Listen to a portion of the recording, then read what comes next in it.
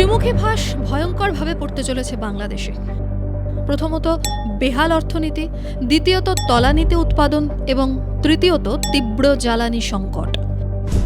এই সমস্যার সমাধানে যখন নাস্তানাবুদ নবনির্বাচিত সরকার, তখন গণভোট আর জুলাই সনদ কার্যকর করার দাবিতে দেশকে আরও একবার অস্থিতিশীল করার মরিয়া চেষ্টা চালাচ্ছে এনসিপি ও বাংলাদেশ জামায়াত ইসলামী।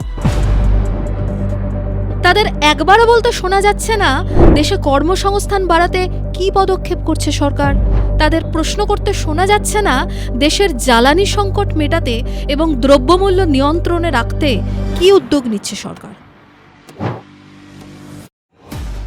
বাংলাদেশের সার্বিক সংকট আটকে রয়েছে বর্তমানে হরমুজ প্রণালীতে। একদিকে ইসরায়েল ও আমেরিকা, অন্যদিকে ইরান। যুযুধান দুই শিবিরের মহারণে তৈরি হওয়া সংকট গোটা বিশ্বেই ছড়িয়ে পড়ছে। যাদের অর্থনীতি কিছুটা শক্তিশালী, যারা এমন সংকটময় পরিস্থিতির কথা আগে থেকেই আঁচ করতে পেরেছিল, তারা অনেক আগে থেকেই তৈরি ছিল, কারণ তারা ইউক্রেন রাশিয়ার দীর্ঘমেয়াদী যুদ্ধের থেকে শিক্ষা নিয়েছে। যখন বিশ্বের বহু দেশ নিজেদের সামর্থ্য মতো জাতির স্বার্থে কাজ করছিল, তখন বাংলাদেশে চলছিল সরকার পতনের কার্যকলাপ।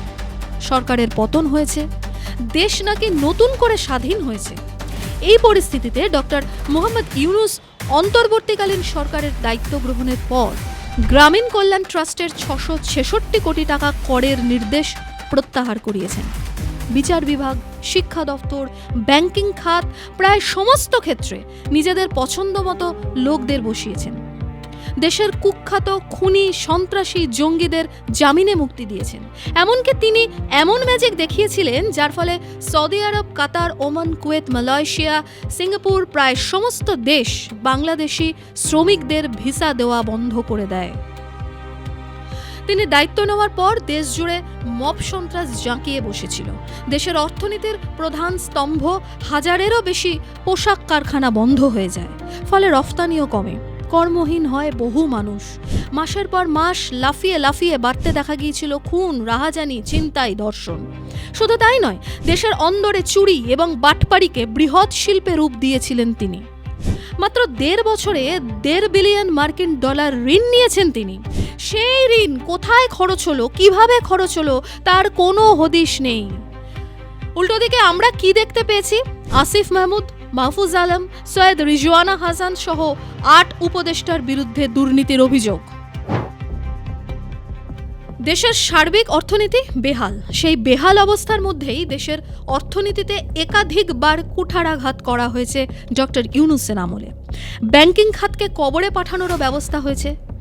আসুন তারই একটি উদাহরণ দেখা যাক। জুলাই বিপ্লবের পর ডক্টর মোহাম্মদ ইউনূসের আমলে ইসলামিক ব্যাংকের দখল নেয় জামায়াত। সেই সময় এই দখলদারি নিয়ে প্রশ্ন ওঠে। যদিও জামায়াতের আমির শফিকুর রহমান তখন বলেছিলেন ইসলামী ব্যাংক মায়ের কোলে ফিরেছে। মজার বিষয়, এই মায়ের কোলে ফেরার পরেই নাবিল গোষ্ঠী 7,000 কোটি টাকার ঋণ জালিয়াতি করে। প্রশ্ন উঠছে, এত বিপুল পরিমাণ টাকা অসাধারণ জালিয়াতির মাধ্যমে কিভাবে লোপাট করে দেওয়া হচ্ছে? দেশের অর্থনীতি যখন জালিয়াতি আর দুর্নীতির জালে জড়িয়ে রয়েছে, তখন দেশের সার্বিক বিপর্যয়ের বেশ কয়েকটি বড় ঝুঁকির আশঙ্কা করছেন দেশের অর্থনীতিবিদরা। সেগুলি হলো, জ্বালানির দাম বৃদ্ধি হলে আমদানিতে চাপ বাড়বে, মূল্যস্ফীতি 0.5% বাড়তে পারে, ফলে 2026 সালে তা পৌঁছে যাবে 8.6%। প্রবৃদ্ধি কমতে পারে 0.7%। জ্বালানির অনিশ্চয়তা তৈরি হলে উৎপাদন খরচ বাড়বে এবং রফতানি ধীর লয়ে চলবে, ফলে বাণিজ্যের স্বাভাবিক ভারসাম্য নষ্ট হবে। মধ্যপ্রাচ্যে অস্থিরতার কারণে প্রবাসী আয় কমতে শুরু করবে। দেশে যেহেতু উন্নয়ন থমকে রয়েছে এবং নতুন বিনিয়োগ আসার সম্ভাবনা কম, তাই দারিদ্র্য ও বৈষম্য বৃদ্ধি পাবে চড়চড়িয়ে। ডক্টর ইউনূসের আমলে যে পরিমাণ ঋণ নেওয়া হয়েছে তার ক্ষত মেটাতে অন্তত 5 বছর সময় লাগবে। ফলে বাজেট ঘাটতি ও ঋণের চাপ বাড়বে। তাই নতুন সরকারকে এই সংকট মোকাবিলায় ভর্তুকি ব্যবস্থাকে অবসরে পাঠাতে হবে। ফলে দুর্ভোগ আরও বাড়বে সাধারণ মানুষের। আগে থেকে দুর্বল হয়েছে ব্যাংক খাত, এর জেরে বিনিয়োগ যেমন কমবে, তেমনি কর্মসংস্থান তৈরির সম্ভাবনাও বিলীন হবে। বোঝাই যাচ্ছে দেশের কতটা গভীরে এইসব রোগ বাসা বেঁধেছে। এই অবস্থায় সংসদে বিরোধী আসনে যারা রয়েছে তাদের অনেক বেশি দায়িত্বশীল হতে হবে, সরকারকে সহযোগিতা করতে হবে, প্রয়োজনে দেশের মানুষের কাছে গিয়ে বোঝাতে হবে এই চরম সংকটময় পরিস্থিতিতে কিভাবে লড়াই করা যায়। অথচ সেগুড়ে বালি, বরং দেশকে আরও একবার অস্থিতিশীল করার চেষ্টা চালানো হচ্ছে। বেলাইন হয়ে যাওয়া দেশের অর্থনীতিকে লাইনে আনতে তাদের কোনো উদ্যোগ নেই, কোনো পরিকল্পনা নেই, বরং তাদের কাছে অনেক বেশি আকর্ষণীয় যেনতেন প্রকারে রাষ্ট্রের ক্ষমতায় বসা। ঠিক যেভাবে ইউনূসের আমলে বসেছিলেন আর দিনের পর দিন ভারত বিরোধী আফিম খাইয়ে দেশের অন্দরে মব সন্ত্রাসের রাজত্ব কায়েম করেছিলেন।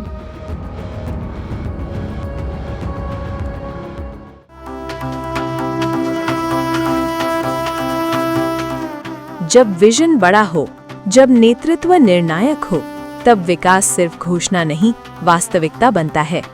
आज महाराष्ट्र उसी वास्तविकता को जी रहा है। प्रधानमंत्री नरेंद्र मोदी के आत्मनिर्भर भारत के संकल्प ने भारत को वैश्विक निवेश का सबसे भरोसेमंद केंद्र बनाया है। दुनिया की बड़ी अर्थव्यवस्थाएं आज भारत में अवसर देख रही हैं, और उस अवसर का सबसे मजबूत स्तंभ है महाराष्ट्र। उद्योग, निवेश और निर्यात के क्षेत्र में महाराष्ट्र लगातार देश में अग्रणी राज्य रहा है।